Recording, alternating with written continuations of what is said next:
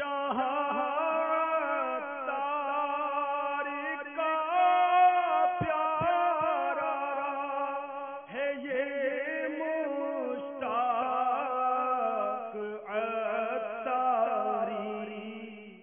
الحمدللہ ہمارے یہاں سے سنتوں کے مدنی قافلے بھی روانہ ہوتے ہیں، اور ان قافلوں کی تو بڑی برکت ہے کہ لوگوں نے ان قافلوں میں وہ کچھ پایا ہے، ایسی ایسی دعائیں قبول ہوئی ہیں۔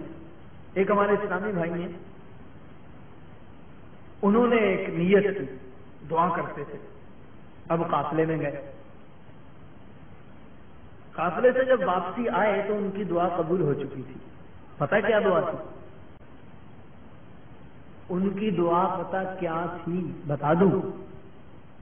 سب مل کے کریں گے نا وہ دعا؟ ان کی دعا تھی، یا رب تیرے محبوب کا جلوہ نظر آئے، اس نور مجسم کا سراپا نظر آئے۔ کسی کو بتایا نہیں تھا، دعا کرتے تھے، یا اللہ محبوب کا جلوہ دکھا دے، سرکار کا دیدار عطا فرما دے۔ اللہ تعالیٰ نے ان کی دعا کو قبول فرمایا، قافلے کے دوران ہی ان کو سرکار علیہ الصلوۃ والسلام کی زیارت ہو گئی۔ اتنا دنیاوی طور پر بھی۔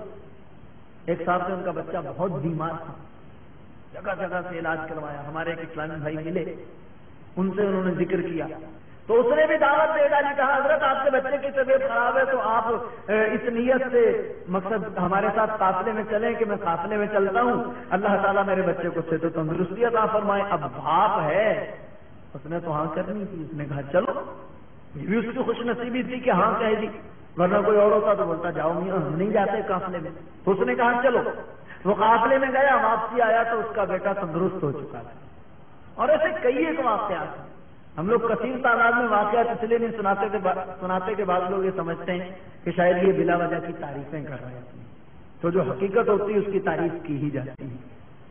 تو آئیے دعوت اسلامی سے وابستہ ہو، اگر قلب و نظر صاف ہوا تو انشاءاللہ جو کدورتیں ہیں یہ بھی دور ہوتی چلی جائیں گی، اور انشاءاللہ سینہ بھی مدینہ بن جائے گا۔ مجھے اپنی اور ساری دنیا کے لوگوں کی اصلاح کی کوشش کرنی ہے۔